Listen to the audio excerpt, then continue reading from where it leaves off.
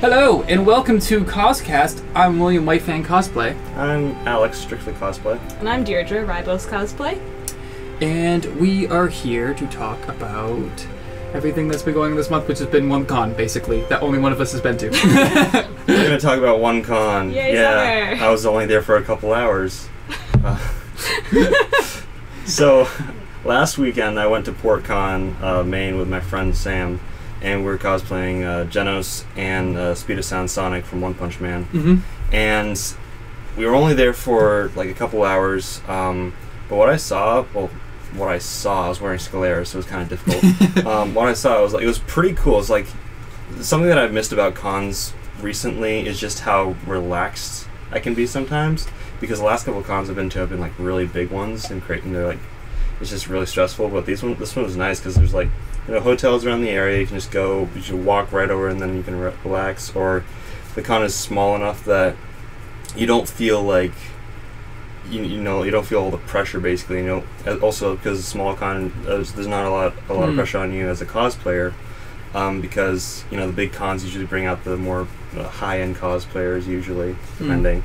And this was just like, just go have a fun time, see friends, and it was a decent con. Again, like, I wish I could have gone for longer, but we had to leave pretty early on. I did have to take my contacts out after a while, though, because I forgot my eye drops. So there's a disclaimer for people who are going to wear Scaleras.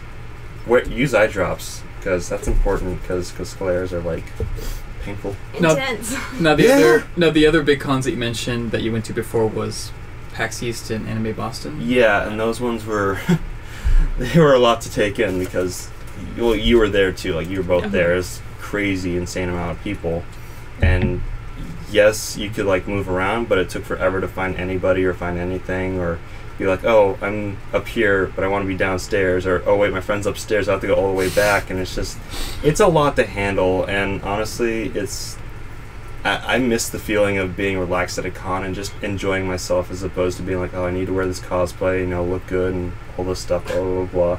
I still wore my Genos cosplay at Portcon after I took the contacts out, and it still worked out pretty okay. I mean, I felt bad because it wasn't entirely accurate, but it was still... Yeah. I was more comfortable. I was much more happy, too. Sometimes you just gotta cut your losses. Basically, yeah. I mean, your comfort, your stress, whatever it is. Mm-hmm. Having stuff on top of my eyeballs isn't something I'm used to. So, yeah. You are glasses wearer, not a contact wearer.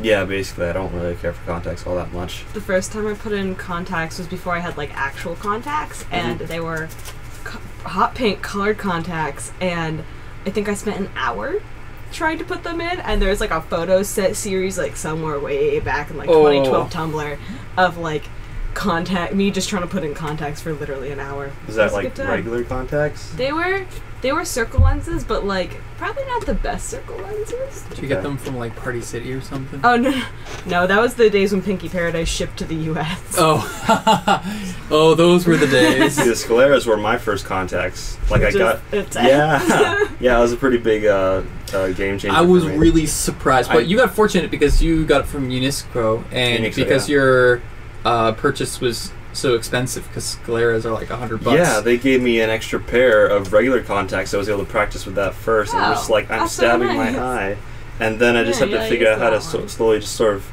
slide my contact under my eye. Love contacts. So much fun. Cosplay is great, guys. Some of sliding them into your That's the best way I can describe it. Like, there's no other way. I mean, you're not wrong. Yeah. But I was honestly, like, when I first got them and I was first going to try and put them on, I was like, okay, do I want to live stream this? And I'm like, nobody wants to see me jabbing at my eye for an hour and crying. Or maybe they really do want to see it.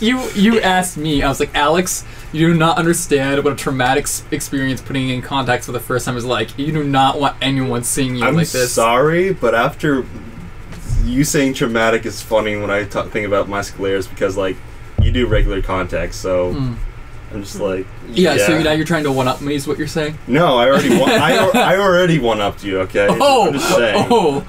It's like, how painful an experience it is. I'm like, I know much worse, buddy. Meanwhile, when I did a BoJack Horseman cosplay, my friend who was Diane, I was like, hey, you can wear your real glasses for this. And she's like, I'm in, I'm done. Sign me up. I was literally thinking of doing like a Disco Genos version where I could have like light up sunglasses, and he has there's an episode where his hair turns into an afro because it like explodes. Oh, yeah. So I could have just done like a rave version of that, and he has lights and everything in his cosplay. So I'm thinking about that, honestly. That'd be pretty fun. Do it. I'll do it. I have lights on my hands too, so I'm just like dancing. Lights are so much fun to have on cosplays. Yeah, they are. Oh my gosh.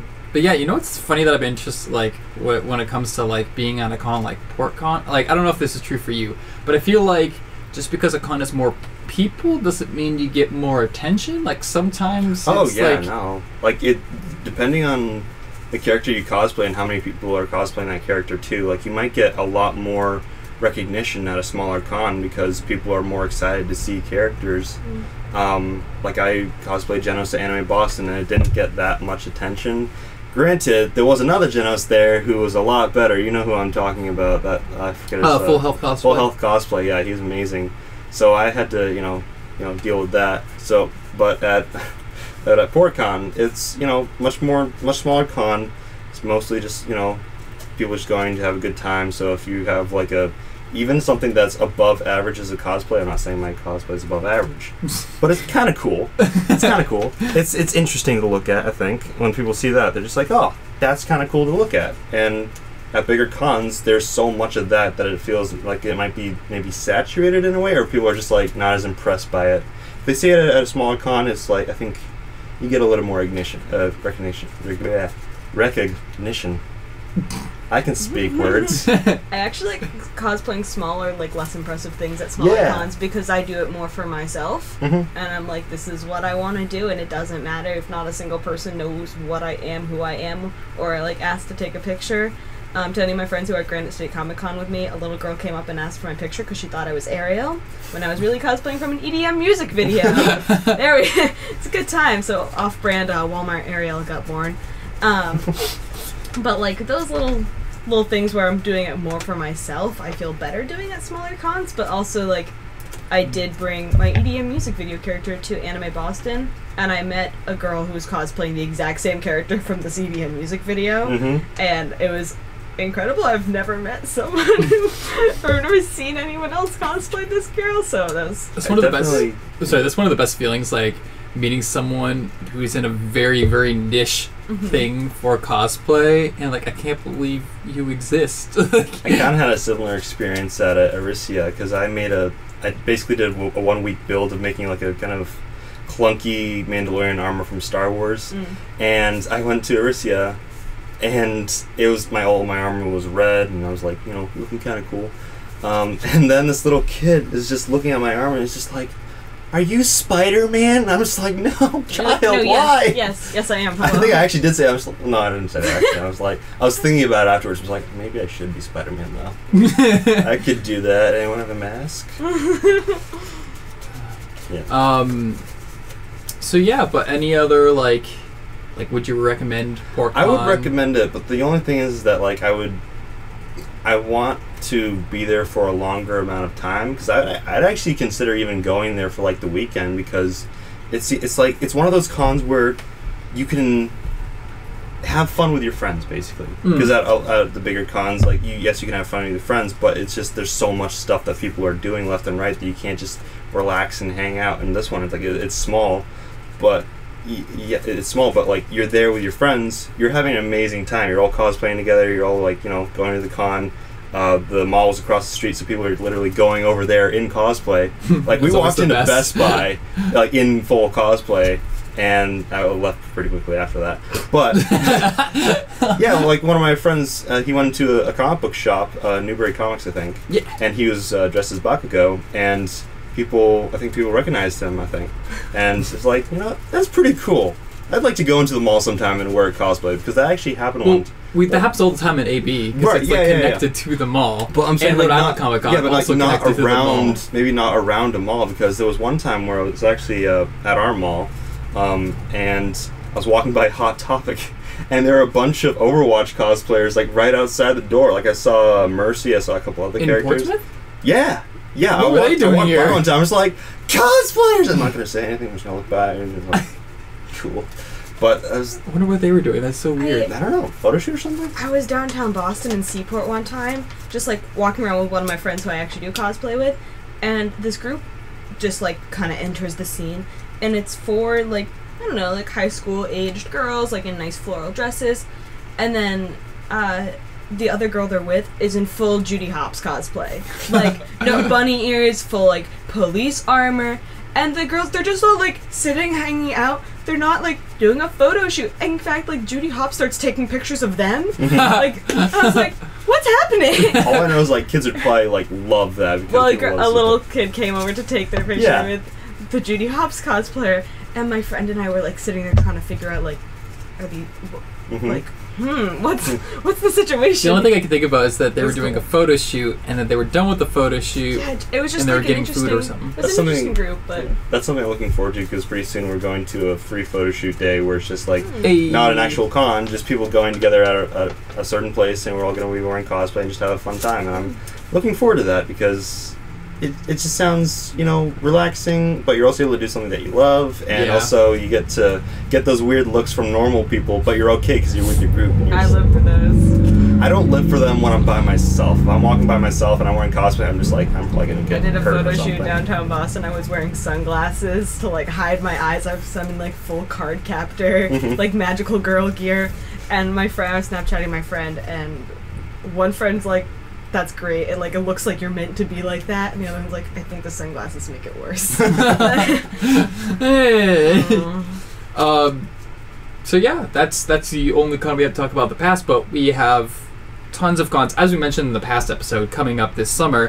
One con that I'd like to focus on that we haven't really talked about, because we talked a lot about Kineticon. That's the next con that's coming up for us. Love that con. What? I love that con. They have Oh. food trucks. It's a great time. Maybe we should just say real quick what cons we're going to. I'm going to next. I'm going to Kineticon. Then I'll be going to. I'm trying to figure out what's next. Cape? Okay. Yeah, Cape is next. Then RTX. Then Boston Comic Con, aka Fan Expo. Are you actually going to Boston Comic Con? Yeah. Oh, cool. Are you going for the weekend or? Yeah. Cool. Sweet. And Pop Cult. And that's the summer. Okay. So what about you? I'm going to Kineticon, Cape, Boston Comic Con. I haven't thought about Pop Cult because I've never been. Where is it exactly? That's in Framingham, Mass. I might hitch a ride with you then. I see how it is. Friendship. That's how it works, basically, yeah. And that's it for the summer. I don't know if September counts, but I am going to go to Granite Con as well because that's a pretty nice con. It's pretty close by. What about you? So Cape, not going to Kineticon though. Skipping on that one, but Sadness. going to Otaku-Thon, which is Nice. in Canada. Yeah, I've been before. Oh, I heard really about liked that. it.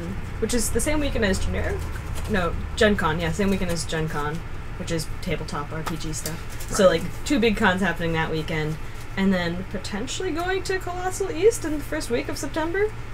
Yeah, that's I'm going to that too. That's like, it's weird because it's the most summery con that's not in summer, you know? I mean, it It's like- technically is because summer is until September 21st, which in New England is a lie. Actually wasn't last year. It was fairly warm. It was September last warm year. up into October, I know, because Yeah. I was plasti dipping outside for most of the time. True. Fun times. But yeah, so we talked a lot about Kineticon in the last one. However, one con that we'd like to talk about that's very important to us is CAPE, aka Cosplay and Photography Expo. And the reason why that's so important to us is that we are going to have a live show on that convention. Saturday night, we'll be posting the exact times on our site or pages and everything when we know. Saturday night, when exactly? Like, of the con? Of the con, Okay. yes. It's going to be in the con, in one of the ballrooms there.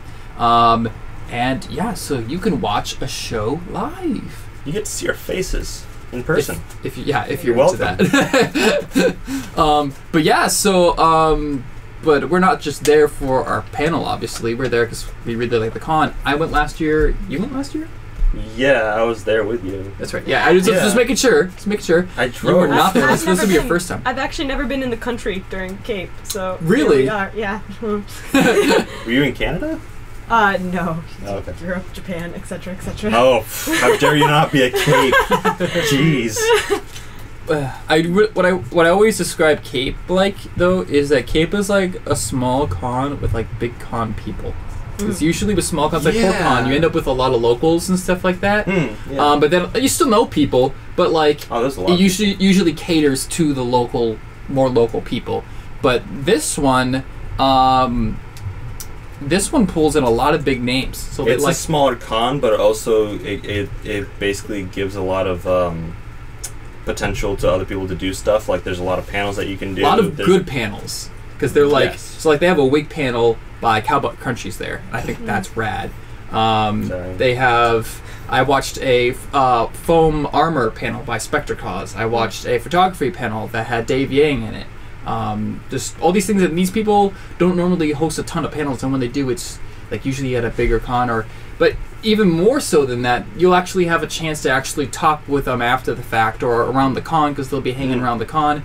At which a big con you would never have the chance, you know. There was a 3D printing panel by a guy who was cosplaying Doctor Strange, and then later, I think it was later that day, he was actually the DJ at the after party.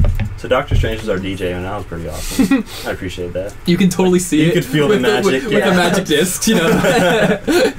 You're literally turning back time. That was my first time actually going to an after party or like a... It was nice. It was interesting. I'm not used to that sort of crowd. I'm like... Because freaking Cape has a pirate ship, and they have a bar inside the pirate ship. And I did not go up there. I was did. underage. I will be going. It's really rad. But it was nice because it's like, it's an after party that's small but not too small, but it's like, if you're not used to going to after parties, like, this is a good one to start with because it's not overwhelming. Because that's the thing, is like, usually cons that have after parties are just like enormous and just like, this is not for me. But yeah, I feel like everybody could enjoy this after party. Disclaimer though, like, don't climb the pirate ship. They will get mad at you. Because somebody did do that, and I told him it wasn't a good idea, and he did it anyway, and then we found out it was a really bad idea. I won't say this guy's name, but it starts with "wi" and ends with "ill." I don't even know if I posted those pictures because I felt so bad after the fact. I'm not even gonna lie. I was like, oh man, should I post pictures? Because like, if I do, then like, I blatantly broke the rules. I'm gonna go this year, and there's just gonna be like like Flynn Rider style wanted poster. What do you mean? Get my nose right. Yeah. That was a really cool pirate ship, though. We got a lot of cool photos. It's really great for photo ops, and yes, you could take pictures alongside it, inside it, everything. There was good spots for photography, actually. Well, yeah, because that's one of the main things about the con is that you have lots of cosplayers, but also equal amount of cosplay photographers. I will say though, like, don't go to this con expecting like a lot of stuff like merch-wise, because it is like smaller on that area, so there's not. Like cosplay and photography. Yeah. Besides the panels and having photo shoots, the after party, there's not a ton to do there. So which is why I would highly recommend go to the panels. Yeah, but bring board games too, because that's a ton of fun. Sure, you can do that. It's a good time for board games. Board games, card games. With friends. Heck yeah. Go with your friends. Don't go by yourself. I mean, you can if you want to. Do you guys know what you're wearing yet? I don't even know what I'm wearing at a Kineticon. I'm just like, I think I'm gonna wear this, and I was planning on building stuff this like entire summer, and then I haven't done anything like on every weekend. I'm just like, I'll do it later. You're just like, it's just it's so nice not having the pressure to build something, but at the same time, it's like I feel like I'm losing my memory on how to do stuff now. I'm just kind of worried. Just wait till the summer kicks in. You'll be slammed with everything cosplay. Yeah, but it's the worst when you're building cosplay in the summer. I mean, that's also true. Inside. However, as a devil's advocate, it's almost better because you can actually be outside. Because my problem is, like, if I'm doing spray painting or anything like that in the winter, I don't want to be sitting in New England winter outside with a spray paint, and then also when it's snowing, and then you get little water, and then you can't spray paint. So, like, fall is good. Spring, if it's not raining, it's good. First time I tried to work with plastic dip or anything, it was like in April and March, and I tried to do it like inside my brother's garage. But I'd never worked with any sort of spray before, and it was I was using plastic dip, and I don't know how it works, so it was just like coming out in little bubbles and stuff, and it is smelling everything. We've all been there. I literally had the door open in the cold while working there, and my hands were freezing. Because another thing is that it doesn't really dry in the winter either, so you have to like let it set and then bring it inside to actually dry. Because that's what I did. I would leave it outside for a few minutes, then bring it inside to actually dry. Because you don't really want to like totally drying inside, because then you get all those fumes and stuff like that. So I found out that if you just left it outside for the initial like 5 minutes, you can avoid most of the fumes that comes out of it. So. That's why I like Mod Podge. Like there's no fumes, and you don't have to worry about working on it indoors or outdoors. You can just apply it. But it also cracks, and if it's too hot and you don't have a sealer above whatever you've made, it will stick together to the other parts of the armor. So there's pros and cons to everything. Yeah, see what works for you. Yeah, figure it out yourself. Or we can help you. That's like the worst motto. That's the worst thing about cosplay. Or we can help you. No, I mean, to be fair, like, it is definitely, like, what works for each person. Yeah. Like, there are some things that people are like, this is the best way to do it, and that's what the internet says, and I tried, I'm like, really? I didn't like that. Like, Yeah. I like doing this other way better, and yes, there are cons, but I'm good at like avoiding them, or like little things like that. And every time that I like help a friend with a cosplay thing, they're like, "Oh, you've done this like once before." I'm like, I'm still learning with you. Like you're always learning something new, even if it's something you've done like 150 times. Oh yeah, definitely. Like when I'm trying to measure like a body, like a chest piece or anything, I'm just like, how did I do this last time? I'm relearning it the entire time, and people. Like, I don't want to, like, toot my own horn, but, like, some people will be like, oh, Alex, you're so great at making armor and stuff. I'm just like, I'm crying when I'm making armor. What are you talking about? I mess up so many times. He's human, too. Yeah. It's like, people have expectations, and you're just like, I'm really not that great, though. I mess up, like, a ton, and it's not fun a lot of time when people expect a lot of you, and you're just like, I wish I could, make you happy. I'm talking about cosplay here. Yeah. We're just getting into like this deep personal talk. I like had a fairly standard childhood. So with that, I'd like to take a moment to talk about our sponsor, Hero Hair. Hero Hair, cosplay wigs for the serious adventure. They've been our sponsor all season. We love having them. We love talking about them. And I'm just going to say this bit that they've given me, and we can talk a little bit more about them. And so Hero Hair creates screen-accurate feature film-grade lace-front custom cosplay wigs and facial hair directly from the cosplayer's inspired imagination in any genre, movies, television, comics, and even original concepts to complete the cosplayer's transformative illusion. Hero Hair wigs are the state-of-art. Hero Hair wigs are the state-of-art. Absolute highest level of quality that is physically possible using the most advanced cutting-edge design applications, methodologies, and materials currently at the vanguard of the professional custom cosplay wig industry. These entertainment professionals bring with them a combined total of more than 100 years of experience in crafting one of the most complex and often misunderstood aspects of cosplay itself, the wig, the literal and figurative crown of cosplay. If you want to see examples of their work and clients of them, you can check out their hashtag on the socials at hashtag CrownYourCosplay.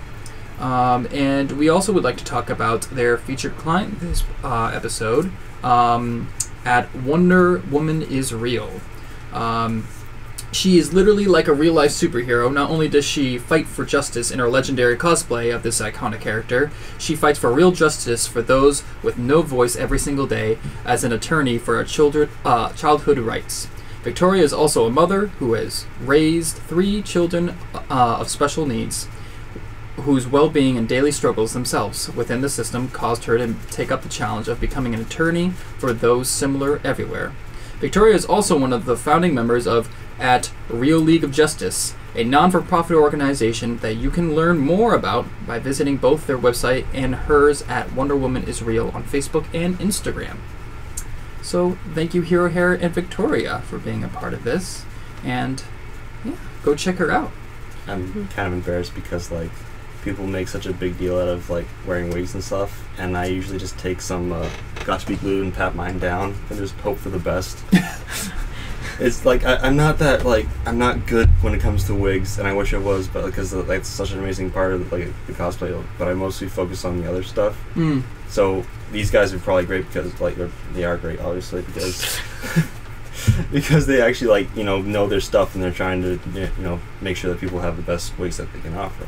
Yeah, for sure. And there's something to be said about like having a custom wig. Mm-hmm. Like one of the like most underrated parts is like the directions that the hairs go. That's why you have like stuff that's like lace front. Mm-hmm. If you didn't know, if you have a wig or hairstyle with hair that's like up or backwards, then you need a lace front because you don't need a lace front, but if you don't, you'll notice that you can see like the very like line of your wig. If anyone's ever like done wig work here, for like wefting, I have like there's the faux lace front where basically you like take the weft underneath and then flip it up and then you heat style it so that way it stands up. But what then happens is you don't have a hairline, and that's like it works for like for ponytail characters sometimes. It's fine. You don't always need a lace front. They're expensive. I get it. Amazon and eBay have good lace fronts also. Just throwing that out there. But there are just certain things where you make do, and that's also really good, especially if you're also doing like a ponytail then with a wig. Just like hide the weft underneath. You can either sew it or be really careful with hot glue. I was recently splicing a wig, so I wanted like an undercut wig effectively, so I took a very short one and then a lace front long one. And I got very, very lazy sewing wefts in, and I just started doing like little dots of hot glue. So on the top it's fine, underneath you can see like all these little hot glue dots, but that is against my head. But those are like little tips and tricks around that. But I actually follow Wonder Woman is Real on Instagram, and her Wonder Woman obviously is amazing, but also like I thought it was her. Yeah, I thought it was her real hair, so it's not. But there you go. It's their wig. Yeah, that's who makes it. Yeah. So if you want like primo wigs, you gotta check out Hero Hair, and they just updated their website too. So you can definitely check that out, and they have lots of videos explaining their process and everything. And also, they're really good at like being there for the cosplayer. Like they help you maintenance it after the fact, and they help store it, and just all these things. Just they continue to help the cosplayer even after purchasing the wig, which is awesome. So they're more than just. She does look like Wonder Woman. Yeah. So yeah, go check them out, fam. Bam. One thing I'd like to touch base in as our like cosplay we gotta figure out I can't call it a fad because like it doesn't work for all the things that we talk about, but just something that's topical. Something that's topical. And right now, like this one is a bit more like serious, but I feel like it's worth mentioning real quick to everyone, almost as like a minor PSA. Like, don't be a turd. Don't be a turd to hotels. Like, to quote Chris Pratt, don't be a turd. Yeah. We've had times like the reason why we're talking about this because like recently at ColossalCon there has been multiple accounts of like several different instances of destruction of property and just like people being on top of vehicles for photo shoots and just all these crazy stuff. And we got to be careful because sometimes, and we've seen it right before us, one of our favorite local cons, another anime con, technically didn't directly get booted because of things, but indirectly did because they were looking for a reason to get rid of them because of how the cosplayers treated their hotel as far as staying in the hotel. I don't think it was actually the cosplayers at the hotel, but the management at the hotel heard about the stories that had happened at other hotels where there had been a lot of problems with cosplayers, messing up the hotel rooms and stuff. So well, I've been hearing like I heard like stories about like the actual room damage in the rooms of the Radisson is the hotel that they're in, which sucks because like a real shame because I love that con. Yeah, that was so much fun. And they basically had to move because of that. And but like it only takes a few people to make that happen and affect thousands of others. Yeah. I don't know if this is still the case. I think some people could still get under the radar, but Anime Boston won't sell stickers. You are not allowed to sell stickers in Artist Alley because so many people were sticking stickers around the Heinz post-con, just like sticking them all over and or around the Prudential Center rather, which is a nice mall in Boston. Yeah, so that's like that entire area is really nice. Yeah, so that's another thing. Just like respect the venue in general and the area around you. Like, you have your own bubble. Yeah. Don't stand on the tables. Don't climb the pirate ship. I wanted to say it. Don't climb on fire trucks or ships. Yeah. So yeah, just like, yeah, I mean, it's like, I know, again, it's such a very small amount of people, but it's worth saying that, like, we need to make sure that we're second-guessing ourselves when it comes to how we're treating, and I know it gets crazy with parties and stuff like that, but a lot of these instances don't happen with parties. It's just with people being irresponsible. Yeah. And, like, I'm not saying everyone has to do this, but whenever I stay, like, at a con and at a hotel, I, like, make sure to tip, like, leave some money in the room to be like, hey, thanks for putting up with us all weekend. Like, you've cleaned our room. I'm sure, like, our towels have tons of makeup stains on them. Like, I am so sorry about that. And also, it's just everyone at that point that I feel like I'm wanting to. So there's, like, just courtesy things. Again, like, rude. To all the normal people that I've bothered because of my cosplay, I just want to say, like, I am so sorry. To all the people who have bothered when I have who also cosplay, I'm just like, you know how it is. This is, crap happens. But it's kind of sorry. Mostly it's just the hotel that I'm just like, I'm sorry, guys. Yeah. But, like, I've also had amazing hotel experiences where they're just like, you kids, and I'm like, hey. Where it's, like, even small things like, hey, can we have 5 extra towels because we're squeezing so many people into this room? Hey, can we have a rollaway bed even though, like, we're not supposed to? And they would, like, they help out where they can, so we might as well treat them with the same respect Yeah, back. because more cases than not, cosplayers tend to put more people in that's recommended, and there was one time when we went to, I think it was at Rhode Island Comic Con, we got back to our hotel, and there was actually cops in the lobby, and we're walking in with our cosplay and everything, and they just look at us and they're like, "What are you? Is there a thing going on?" We're like, "Yes, sir." Yeah. Did you have like a gun prop on you that you're like hiding? I'm just like, you have like your prop swords and stuff. You're just like, all right, just hide it behind me. Yeah. It's not my good weapon check. That's my weapon check. Look at the tag. I got the zippy thing. We're good. It's not made of wood. It's okay. Yes. Oh. But yeah, and that kind of goes. Speaking of made of wood. Wait, what? No. Like things that I would not do. What, making stuff out of wood? Yeah. Yeah, we noticed that, like, we've talked about it several times on the podcast or another podcast before. It's like Rhode Island was really strict about wood weapons, and they even broke one of my friend's cosplay props. Yeah, it is. I'm really, like, kind of hesitant when it comes to, like, bringing weapons and that sort, or like cosplay props to cons. I'm like, I don't know if they're gonna have to confiscate it or not, and that would really suck because that is such a huge part of the cosplay, and people are always like really excited about the props and stuff, especially when you're taking pictures with other people who aren't in cosplay, because you can just be like, hey, do you want to hold this? And they'll just be like, yes. There's awesome. Actually, with props, before we go into the next thing, my friend cosplayed from Fallout, and he had a pipe rifle. Nice. Yeah, it was really cool. Mm-hmm. Except they wouldn't let it into Anime Boston, and we're like, oh god, like why? Like, what part of it? It was just because there was like a nail sticking out a little bit. Like a real nail? Yeah. He had a real nail in it? Oh, yeah. Oh. No, he like made this all call-out post. But we had to, like, we picked it up at the end of the day, but we wanted it for the next day, and literally they said, just get rid of this one nail, and then you're fine. Like, it's just this nail sticking out. Yeah. And so there's a video out there on someone's phone of me dressed as Akko from Little Witch Academia with, like, my safety glasses on and a Dremel just, like, leaning over the sparks flying and taking this nail off. That is it wasn't amazing. Like, it couldn't be, like, yanked out. It was at some weird angles and stuff. So we just, like, Dremeled it all the way down, because I have, like, all the bits for doing that. And wow. That's you awesome. Dremeled it down? Like, yeah. the entire... Well, no, you just chop it off. You take a cutting wheel. Oh, okay. Metal cutting wheel. Yeah, Wow. Dremels are much better than just sanding. Like, I've cut I didn't know you could do that. I've cut rods for yeah. They're just discs. They're very fine grained discs, and they're meant for cutting metal actually. So like, the Little Witch Academia ones actually have a little mini steel rod running through them for stability. Mm-hmm. They're 3D printed, but that way it's not just like resin holding it up. Yeah. And so to cut those to length, they just to get a little rod that's like $2 at Home Depot. And I did not know that you could have, like, you could actually cut stuff with the Dremel. I usually just use it for sanding and such.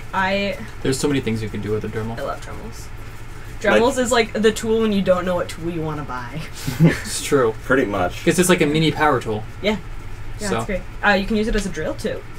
That's a good one. It's true. You can Have do that. used that. I have a couple drill bits. I have a really bad Dremel though, but like it's still helped me out a ton because like I wouldn't be able to do. I'd have certain foam pieces that I need to make into armor, and I didn't know how to shape it in the way that I need it to be, like, you know, cutting and, you know, gluing everything together. So I'm just like, I'm just going to Dremel the entire thing so it looks like that shape, and it worked out great.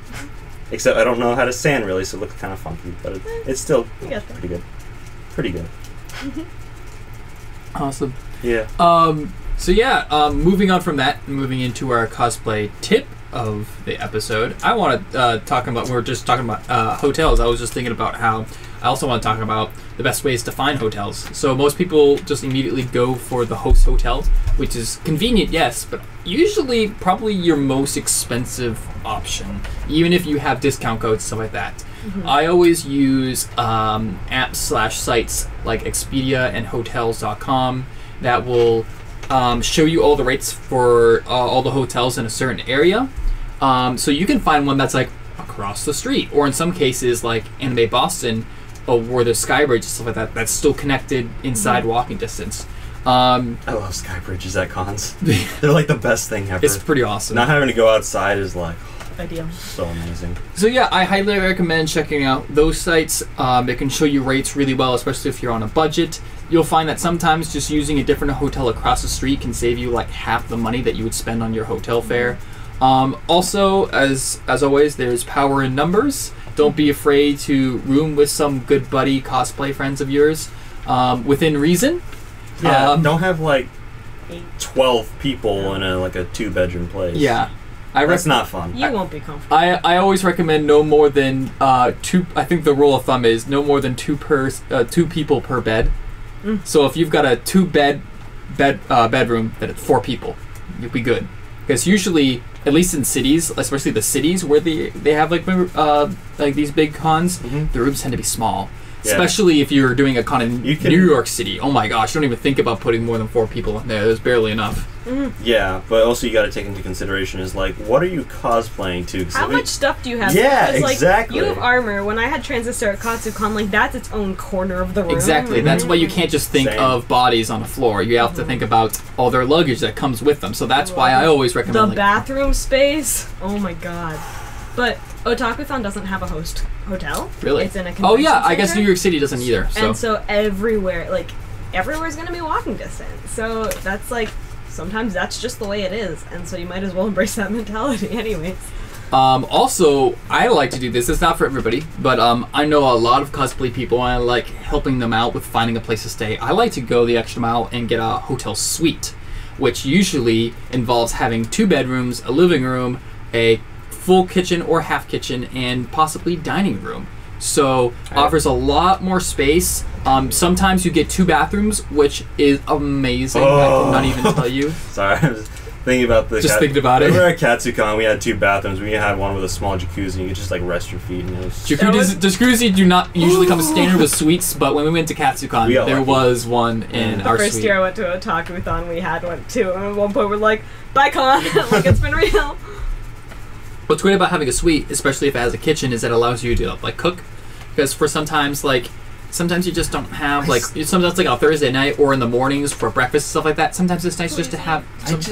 I'm really bad at doing breakfast at cons though. If I have a muffin, that's why having a kitchen is nice, because then you can have. Or if you say you just want something refrigerated, you have a fridge. Yeah. Sometimes you think that mini fridges are standard in hotels, but they're not. It's a mixed bag. So having decent meals at cons is very, very difficult. The biggest thing for us, I think, is at least have dinner at the end of the day. Right. You can hold off until then. Please have more than dinner. Yeah, no, but you can. So basically, for a real meal, for the most part, I do snacking and stuff at cons, which isn't the best idea, but it's also pretty convenient. So snacking, maybe get a frozen or a refrigerated sandwich in the afternoon, and then just go all out on dinner. Basically, stuff yourself. Because that's usually when you go out with friends. Hey, let's eat dinner. That's when you get into your your more comfortable cosplay, or just out of cosplay. But even then, it's when you're at a con and you're not in cosplay and you're a cosplayer, you're just feel naked. I need to be wearing something, a wig, something. I don't know. Usually, even a onesie. Usually, if you guys are wondering price-wise what a suite is like, usually I find it to be a little bit less than twice the cost of a typical 2-bed room, which ends up being way better price-wise because one, you're getting way more amenities with your room, you get more space. But 2, you can usually fit anywhere between 8 to 10 people in these, because you got to think about it. You basically have 3 rooms, because you've got 2 bedrooms and you got the living room, which is in itself its own bedroom, because it usually has a pull-out bed, and then you can have all your air mattresses out there. But usually, so like at Coscon, our room was for a few nights was over like $1,000 or something like that. But then with the people that we had in it, it brought it down to like just over $100 a person. Like that's a little bit less than what you would have typically doing your host hotel with a normal room and a few people. So not too shabby. Like it's great to be in the host hotel, but it can also be really difficult because like that's where a great majority of the cosplayers are as well. So like you have to deal with elevators and stairs, and like actually like stairs are pretty nice at hotels, like the actual hotel that's by the con, because you don't have to deal with all the people in the elevators. Like that was a big problem at Katsu, was that everyone had to take the elevator all the time, and Katsu is where everyone wears their biggest cosplays. Like I was basically handling for our 2 friends. They were cosplaying Fairy Tail, and they had like the giant wings and everything. And like when the elevators would open and people would see that we're inside with those wing cosplayers, it would just be like, "I'm so sorry, you can't come in. Please go on the next one." So we just go. Elevators are a huge problem. We've talked about that before. They're very annoying. It's annoying. And we didn't even stay there. But it can also be a fun time too. You can just like break the silence and be like, "Hello, friends. How's it going?" I'm not saying like never stay in the host hotel. I'm just saying that sometimes if money is an issue, there is really cheap options that allows you to still stay in a hotel. And of course there's Airbnbs, but I find usually that involves driving distance and not walking distance. Hotels usually offers a lot more walking distance things. So if you're wondering why haven't you mentioned Airbnb, typically I like to be in walking distance, and usually those don't provide walking distance. I do love having being at hotels where you can actually have walking distance, because that was the biggest thing that was cool for us at KatsuCon, because we literally had to do like a 5-minute walk, basically a straight 5-minute walk from the con to our hotel, and then we'd be fine, as opposed to waiting like 15 minutes to get into the elevator just to go up to our room. Right. I stayed at the hotel at KatsuCon, and I stayed in the Gaylord, and I actually the elevators weren't that bad for me. Like, I didn't have a bad experience. Maybe I just, timed them right. But I also, when I went down, I planned to stay down. See, that's the thing. If you tried to use elevators any time during the day... Well, no, I mean, I did, because I had my transistor sword, so I had to go back up and down, a lot to, do fixes or swap. But, for the most part, I kind of went down, and I'm not, needing to go back up to the room very much. And that was fine. And I really liked the convenience, because it was just, nice to just kind of wake up in the morning and wander around, or be very late at night and go go to the gazebo and just be there. So it's whatever floats your boat. And my friends and I kind of decided that's what we we value more, and for whatever extra it is, it's not that much for sure. us, so I think I'm just surprised about how many people don't even consider non-host hotels. So that's what I'm trying to get out there. It's hey, there's options, people. It's really cool at Katsu that you're able to just basically just go down into the con, not go into the the dealer's room or the artist alley or anything like that. You just go into the hotel itself, and then there'd be all the cosplayers out in the open. I will say the hotel does do something. There's a rooftop club at the host hotel that has some cool well, if they let you take pictures, there's some cool photo spots. But you can get up with a con badge or a hotel room key. So for the people who don't do con badges, a hotel room key gets you some perks as well. Well, that's cool. Just the more you know. The more you know. Yeah. And yeah. I'm getting more excited about cosplay and cons now, just thinking about it. Well, don't get yourself too hyped up, because now we're gonna bring us to our final talk. Well, wow. Let me finish. I'm excited. Well, don't get too excited, kid. Just don't mean to bring you down. Okay, maybe this will bring you up in hindsight, but let's see. So our main topic today, we're gonna be talking about cosplay regrets that we had when we started out with cosplay, and looking back at our first years, wishing we could just shake ourselves and be like, you should have been doing this from day one, and so we're going to do that for you guys, so we don't have to shake you guys and say you should have been doing this since day one. Or you don't have to shake yourselves. It's true. We're not going to shake you. No. Probably going to give you a hug. Tell you it's going to be okay. Yes, everything's going to be okay. I started cosplaying. It's going to be okay. would you like to like what's something just like you don't have to think of everything, but just what's one thing you can so instantly much think stuff. of? Here's the thing. I don't have a regret. Like, I can think of things that I say I will do differently, but I know I don't currently. I think it's more of a practice makes perfect, and that kind of maybe is it. But I'd never say it was a regret. Right. Because for me, it was, everything's exciting. Like, there's only, like, one cosplay that I would avoid showing people pictures of, and then that regret is, don't pull an all-nighter and then try to keep making your cosplay in the car. Like, don't do that. I did that. Yeah. But I still do that, so I can't say that. It doesn't mean that it's still. But I got better at doing that. I got better at pulling a all-nighter and sewing in the car. Just because it's a regret doesn't mean you still don't regret. We're not talking past regrets. We're still It's like regretting it when you're doing it. Current regrets. Yeah, fair. That's me with all just cosplay, one. though. And, like, for me, that's just my own, like, self... I did, like a Jinka design of QB when my friend was Madoka, and I just... That's too much white for someone who has, like, olive skin and, like, dark eye. That's the hot pink contacts. Haha! Rose colored contacts. But that was just, like, I don't like how that looked. I loved my wig. Would love to bring that back. But, just everything about it was fun, and now I look back, I'm like, oh, God. But that was not something that I have done differently since. But for me, I'd say, honestly, it's one of those things where you will continually get better and learn more, and the more you do, the, like, happier you will be, and along that happiness road, you might have, like, a blip where you're like, ooh, didn't work out too well, because maybe you tried something new, or maybe it just wasn't what you wanted, even though it came out really well, and, like, that's fine, too. So that's not a regret, that's more of just a, like, something to consider and keep in mind, because the more, like, I go through what I do, that's what I see. Where I was home recently, like home, and I have like a rack of all these old cosplays, and I was like looking at like my hems or like my lack of hems sometimes, and I'm like, I've recently learned how to like stitch clean hems, where now I can look at things and like I'll send so many Snapchats to friends. I'm like, ooh, nice seams, and like little things like that. Where I don't think I'm not the type of person that really takes a lot of enjoyment out of revamping old things. I like to just kind of give myself a new challenge, try something new, and like maybe one day go back and fix something and redo something. I'm actually gonna do that for Otakuathon. I'm pretty excited. Nice. But it's, I mean, I was talking to some people recently, and there's some big ambitious things you can do for your first cosplay, and that's great. And I do think that then at that point it's important to just know, like, you'll learn along the way, and you just have to be prepared to make those mistakes and keep going, keep checking through. I think that that's something that was fortunate enough to avoid, that I know that a lot of people haven't been able to avoid that, whereas like taking on too big of a project as your first project.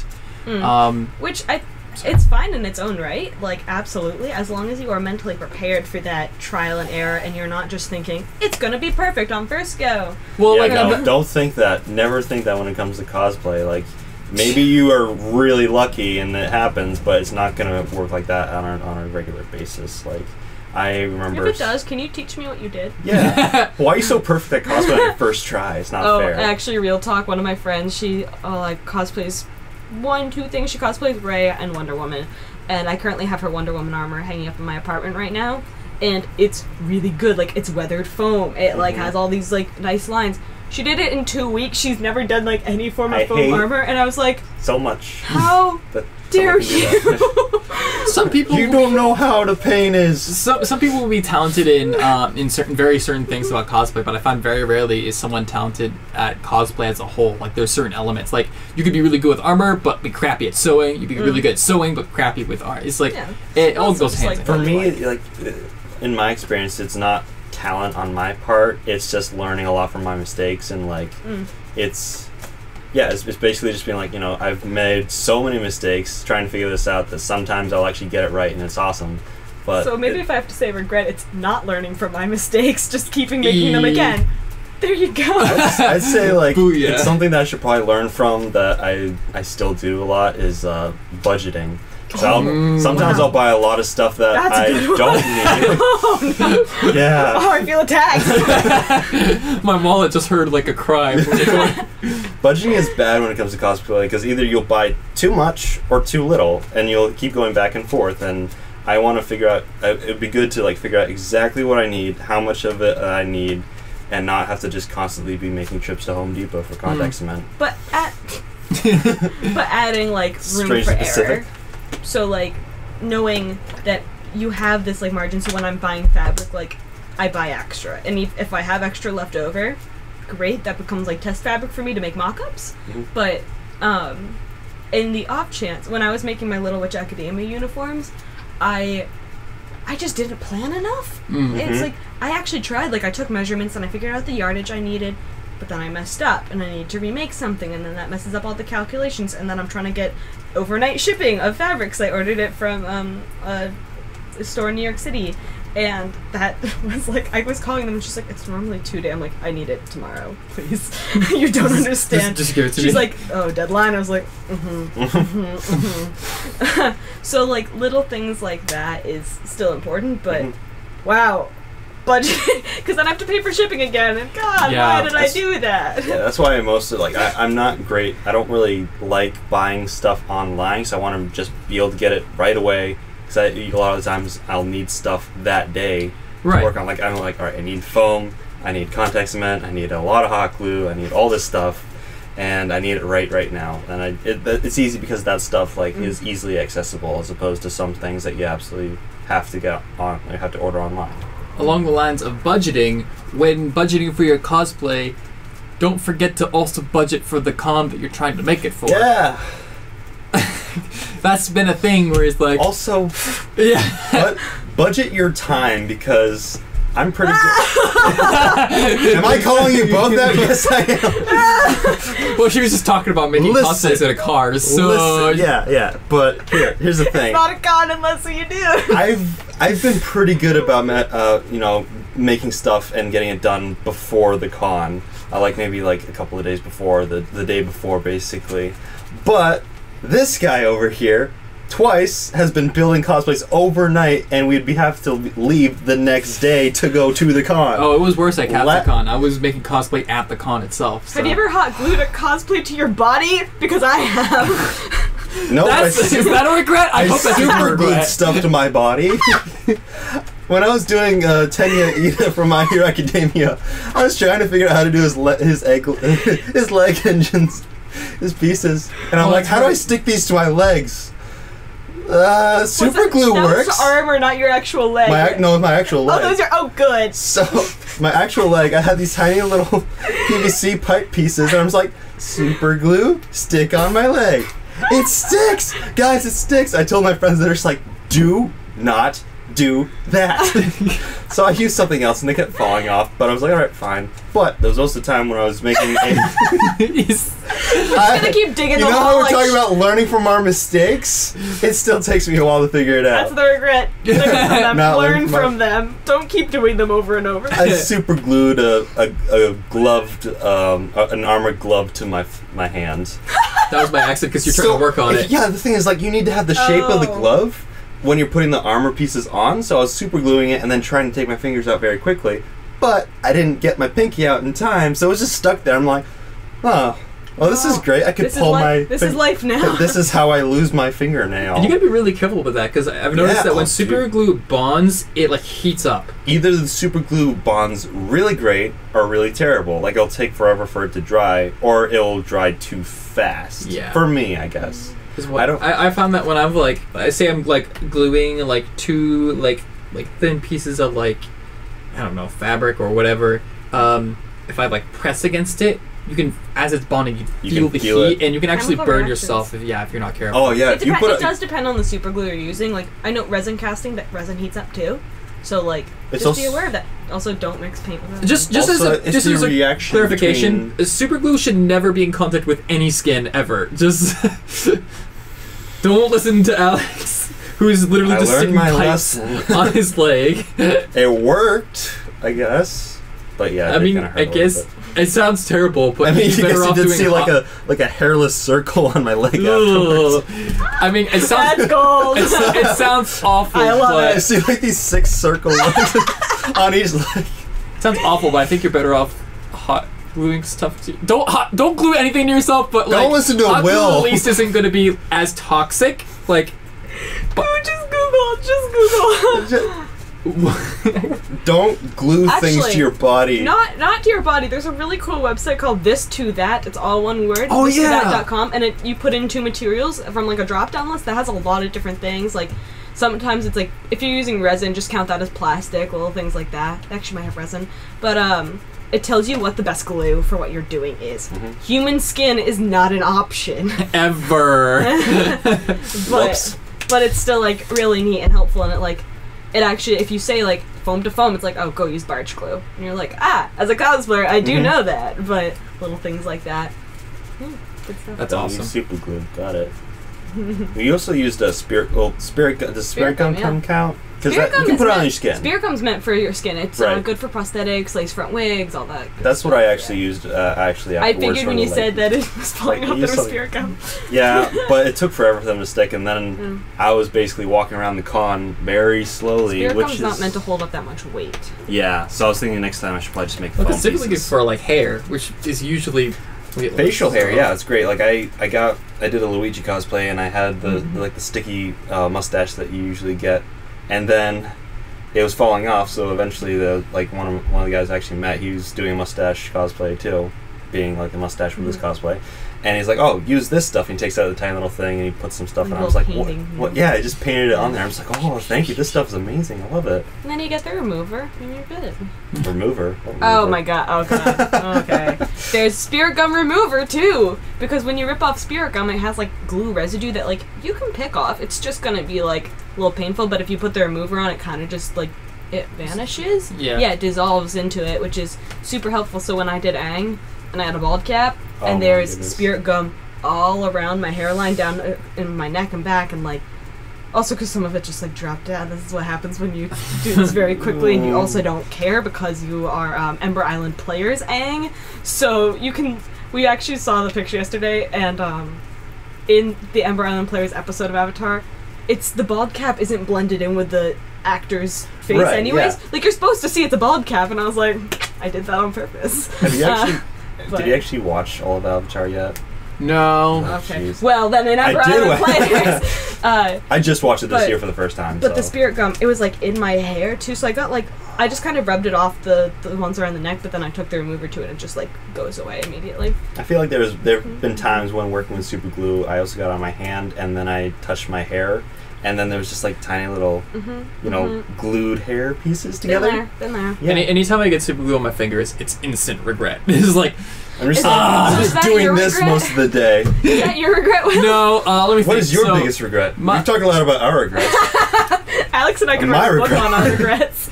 Oh, jeez. Not our regrets, maybe just our like, my regrets where we're like, cosplay life. that was a good time. I remember the days when I had to glue stuff to my body. My Ow. probably my regret is scheduling too much at Oh. my cons. That's very sensible. Yeah, like I'm much better at that now, but like this is actually a more recent thing, and I think this happens to every cosplayer. You talking where about they Anime get Boston? Anime Boston. Yeah. And Katsucon. Just cut you Katsucon was out. also kind of bad. But, like, the thing is that every cosplayer, when they start out cosplay, they get super excited, but it's like everything's new to them, and they're just experiencing everything. And then, like, as you start to get more familiar You're with so cons, young. you start to plan out stuff, you start to make friends, you start to have meetups, you start to have photo shoots, you start to, like, you can start to be, like, the group photo shoots, and then you start to have personal photo shoots. You go to panels, you go to events, and all these things, and just like, oh my gosh, there's so many things to do, and then you try to do all of it. And then you realize it doesn't work. And then you realize you haven't eaten all day. Yeah, then you That's realize why you you eat dinner. haven't eaten all day. That My is body needs cosplay, my friends. So you take care of yourself. So, That's why something that I am quite happy with is like when I go to a con, I have my special con bag where I put like 5 water bottles in, some Pocky, and then I should be good for the day. I'm just like, meanwhile, Cliff Bars and granola, or Cliff Bars and Yes. apples, mom Hey. friend. I'm just saying, it's like I know that people like hydration is really important to me. Like, I'm constantly drinking water. Hydrate or dehydrate. And hydrate means drinking before, like 24/7, even before the con. Because the thing is that if you realize you're dehydrated, you're already too late. Like, you need to be drinking water way before you're noticed that you're dehydrated. But I'm just thinking about, like, there's so many times where my friends who didn't bring any water with them, and they're in, like, in big cosplays and they're dying. I'm just like, it's okay, fam. I got you. Reach into my bag, grab a water bottle. Dad friend. Or the con mom. But then you're weird because every time you wear jeans for a cosplay, you stick it in your back pocket, which I don't do that anymore. Once in a while, I'll do that. Because then you'd be like, "Hey, Will, can you grab the water that's out of my butt?" I'm still like that, but I'm just like, hey, can someone get it into my pants and grab my wallet, please? I can't, grab it. That's fair. Do what you gotta do. We're friends. It's fine. Regrets. Have some sort of way to carry your stuff, like pockets, bags, something. So my friends and I, when we go to cons, we have like a token bag we always carry, and it's just like we take turns on who carries it for the day. That's really smart. And a lot of it is just like, because that way not everyone has to go through bag checks, but we kind of decide who carries it based off of like whose cosplay it's going to be the least obtrusive with, and that goes for the full cosplay wig. So like if you have a long wig, you don't want to have the backpack because that's just going to mat up everything here. And like I think there's one day when I was like kind of in like a school uniform, I'm like, a backpack is like aesthetically working for this. And I typically bring my own backpack too, where I like to tie my con badge to, so I'm not wearing it for photos. So when I go into the dealer's room, you take off your bag, it's with it. So so they see it immediately when I go in, and it's not a problem, but it's also not in my pictures, which I personally love. And it's also like where I get to put all my like con flair, like all my nerdy pins and stuff like that. But when I did red, my transistor sword has a front pocket. It's magnetized, so I can pop that off. That's awesome. And that's where I keep all my electronics, so like all the battery packs, all the remotes and everything, so I can change anything. If something comes disconnected, I have like an easy fix in there. Because that was a big thing, like I need to make it accessible. But I learned my phone and wallet also fitted that component. So like I went to go get a business card for someone when they took a photo, and I like opened up my sword and like pulled it out, and the guy's like, yo. Nice. And like I found the photo later on Instagram, and like the caption was, her sword open to give me her business card. I'm like, it's definitely something I'm starting to think about a lot more, which is maybe the practice. Like I've learned from my mistakes, and I do think you need to make some of these mistakes to learn. There are some that you can avoid, but there's some that like I haven't made all the mistakes yet. I love hidden compartments on like armor and props and stuff, because you just be like, I got snacks. The other fun one, I've done 2 cosplays with very long like Japanese style, like kimono style sleeves, right? I hand stitch or stitch in, depending on how smart I am beforehand, a pocket into my sleeve. Oh, okay. So I have, you don't see it at all, and I just kind of reach into my sleeve, and then I have my phone, my cards, my wallet. It's like the only thing I can't do is like flip it upside down, but why would I do that? Because at an angle the pocket's deep enough where it's not gonna be showing, and because it's so billowy and baggy, you can't see it at all. And it's like I will carry like makeup around in there too, and it's super helpful, hidden pockets. And it's pretty great because a lot of times that I found, like, here's a small regret of mine is that, like, I have a big wallet and phone, and even if I have like pants that have pockets, I'll put them in, and I'll look at the photos, and I'll see like the bulges in my pants. I'll be like, I kind of don't like that. When it's cosplay, it's more annoying than like a normal picture for some reason. Actually, last week I got that because I was doing a photo shoot with someone, and it was the first time that they were actually like, "Hey, what is in your pants?" And I'm just like, wallet, keys, and phone. And they're like, "Can you take that out?" And I tried to do my best, but it was not easy sometimes. And I was like, I don't think about that much because I'm so used to just having things in my pockets. Yeah. So I think why maybe I'm very attuned to hidden pockets is because girls just don't have pockets. I'm sorry, by the way. That's awful. I mean, but the other thing, like when I did Wizardmon, he has so many zippers, and one of them I'm like, this is gonna be a pocket now. So it's not big, it's just enough to hold my phone, but like those are the things that I try to plan for now, knowing. But then you have some of like Little Witch Academia, no pockets. If I went back, I would go and sew pockets. I just haven't gotten there yet. That was the I need the fabric in one day, please and thank you. I'm also like pretty paranoid because like I want to have the stuff that's important to me like on my person. Like I don't want to. I don't like the idea of having that stuff in my bag because I feel like it could be very easy for someone to just dip their hand in, grab one of my things. Whoever's really good at pickpocketing, I'm just like, yeah, I'm scared. I figure if you can't get into your pocket, you can't get into my bag. Yeah, I'm just you know? like, listen, you try and go in there, I'll feel something. So, that sounded weird, I'm sorry. Here's another regret of mine that I still have today. How many regrets do you have? So, like, the more I think about it, the more I can think of. No regrets. Actually, if you unfold your fan, you're gonna see a list of them. I feel like we've all done this. Is not taking enough photos after a con. So after or during? I like having photos, like actual during. candid photos, not like photo shoots, but like pictures with that's what I mean. Is that because like I hate it when after I finish with a con and I get back, like, that was a great con. I want to post about it. I look in and I have like 2 pictures. I was like, how did I only take like 2 pictures during this entire weekend? Not same. I take shameless selfies all weekend. Good for you, because I wish I did more than that. When it comes to taking pictures. Anime Boston, a friend and myself have a tradition of escalator selfies, and literally the second that both of us step foot on an escalator, we're like, phones out, like, let's go. And they're not great, but we've had some iconic ones. Well, see, the thing is that I'm not saying don't take pictures every single minute or go crazy with them. But it's a bummer to me when I want to reflect on the con and I don't have any pictures to look at, even if they're just dumb, candid selfies, you know? That's always been like a bummer to me when I get home after a con and I'm trying to fight that con depression. I'm like, let me look at pictures, and there is none. Because if you do a photo shoot, you won't get them back for like 2-ish weeks. Yeah. That's like a fast turnaround time for me at least. Like, I actually just got some Katsucon photos back that were like haul shots, but the guy edited them. It was super awesome. And they look really good too. But Katsu was in February, so like you never really know when those are coming back. Yeah. But I have like, send your mom a picture of your cosplay. So I have like a ton of selfies from Katsu where I was like, Mom, this is what I was today. Like, send, because my mom cares, loves, and supports what I do. Thank you. But and like for instance, if like me and Ox will do this all the time, if we want some quick pictures of each other, we'll like take turns to take a picture of each other. Oh god, yeah. I love the friend photo shoot. And like I've done that for friends too, where they'll just be like, hey, like, can you take a few pics? I'm like, oh yeah. It's nice. And then you get the pro photo squat, you pretend that you are that professional, except you're on like an iPhone. Yeah, I know he gets really annoyed with me though, because like Will's an actual photographer, and I'll just be like, here we go, you look great in that shot, and it'll be like half his face or something. Yeah, that's it's interesting. It's art.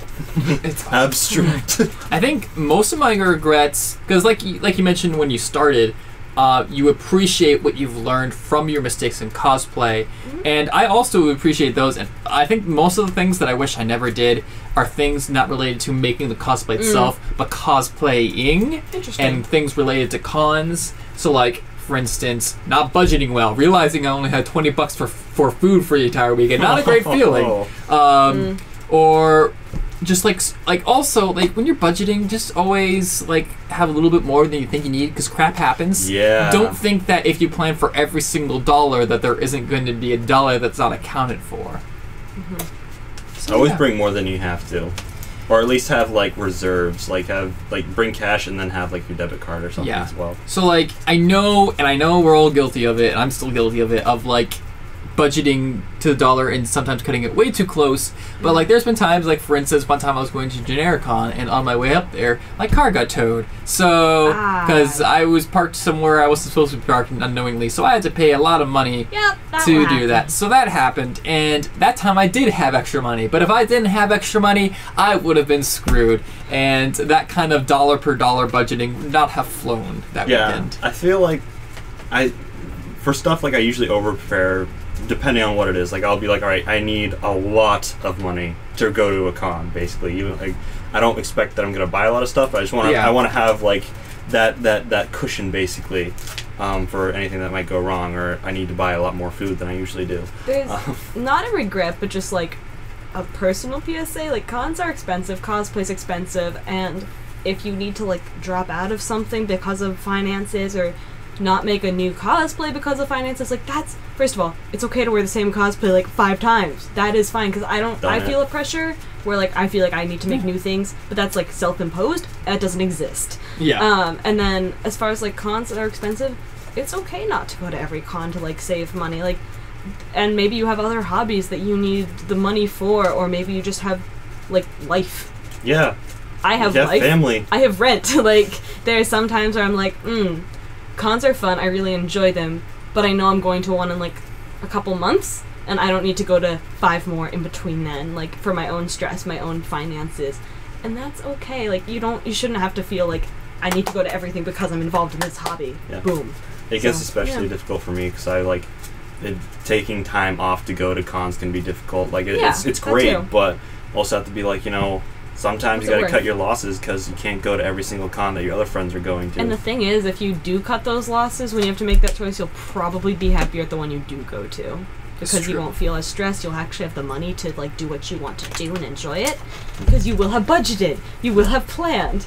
It sucks way less to properly plan and figure out you can't do as much as you wanted to do than it does over-promising to your friends. Right. Because telling your friends that you can't do something sucks, and, like, we've all done it. Yeah. But telling them something that you can do and then having to go back on that sucks. And no one's gonna, like, your friends aren't gonna be like, ugh, we can't be friends because you're not going to this con. Because you're your harshest critic in that moment. Yeah, exactly. And this is the personal PSA if you can step back from that, because that is you. It is self-imposed. Here's a good one. Don't work at, like, this is maybe a personal one. Don't work on more than one cosplay at a time. Yeah, that's you. Yeah. I have a hard time. I feel like I forget way more stuff and budget way worse when I'm working on multiple things. I find I'm usually working on multiple things at a time, but that's kind of where my attention span needs to go. That's fair. If you need that switch up to, like... Yeah, currently I have, like, a balance of commissions and my own personal cosplays, and there are some things where currently I'm cutting my losses of being, like, there's a big thing I want to be cosplaying soon, but I'm kind of waiting to, like, have the time and energy to devote to it when I have so many other things currently, and I wanted to have it done by end of July, but I'm looking at it now like I started in on it, but at the same time I'm not going to get it to where I want it to be. Right. The most amount of cosplays that I ever built at one time, like, together, like I was making them for a specific con, was 2.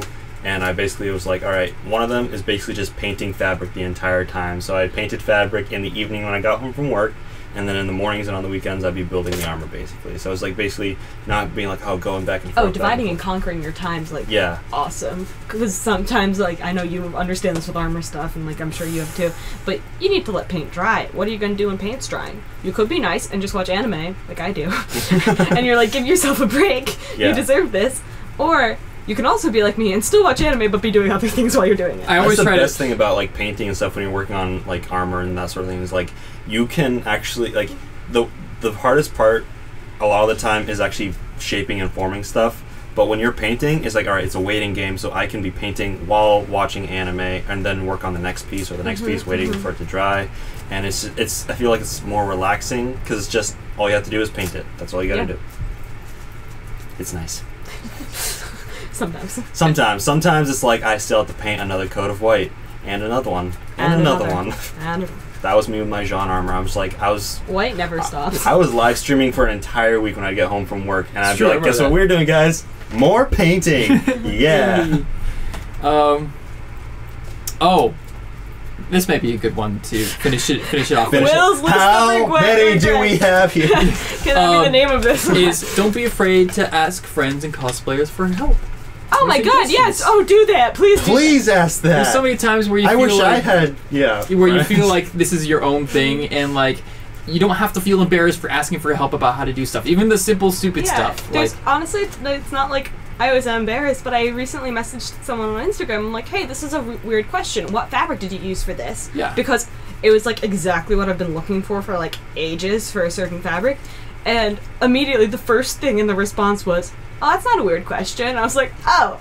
I don't feel weird anymore. Something that feels so good is, like, when you've had to experience, like, trying to find something by yourself, and you find it, and then somebody else asks, like, hey, how did you find it? And you're just like, I can save you so much pain and heartache by telling you right now. You pull up a chair, you're like, hello. Listen, I will help you. I will be your sensei. It feels great. Come to think of it, that may be one of my, like, biggest regrets now, because, like, saving myself pain, and then it was even worse is that, like, you meet someone who's like, dude, I would have, like, helped you out and saved you, like, days worth of time and frustration and beating yourself up. I helped you out, you're welcome. Some of it's not even other cosplayers. Like, for, once again, the transistor sword, it's all laser cut acrylic, and I have a friend that runs a makerspace in Lowell, And I texted him like, hey, could I send you the files and like drive you this material, and could you do it rather than me like spending all this money on doing it somewhere else? And he's like, oh yeah, absolutely, easy, like I'm there all the time, I'll just put them in for you.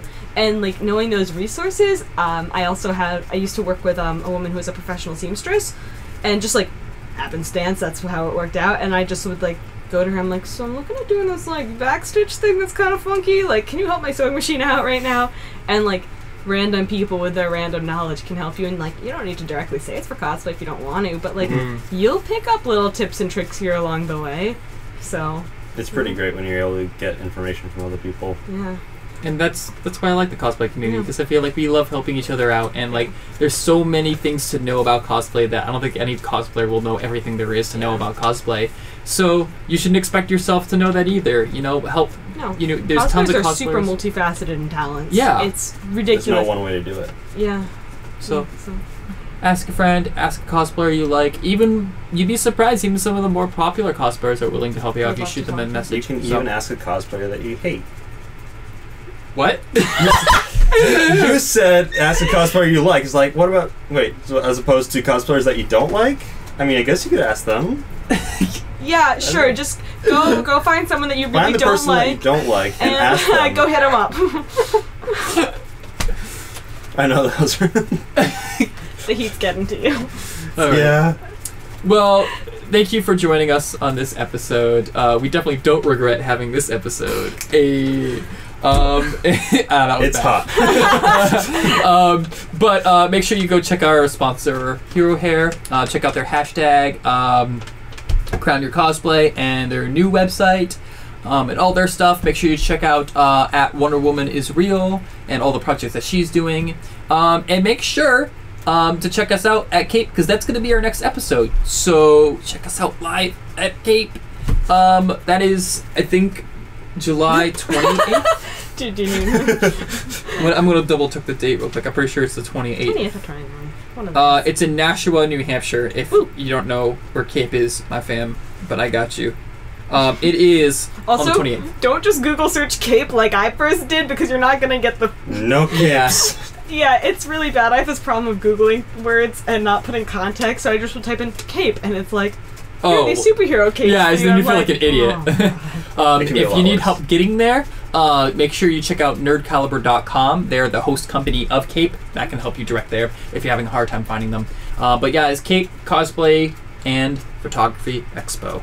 Highly recommend it. We're going to be there. It's going to be a great time. And we look forward to seeing you guys.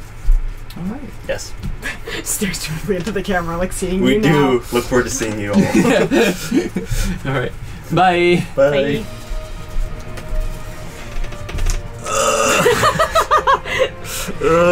Old man sounds.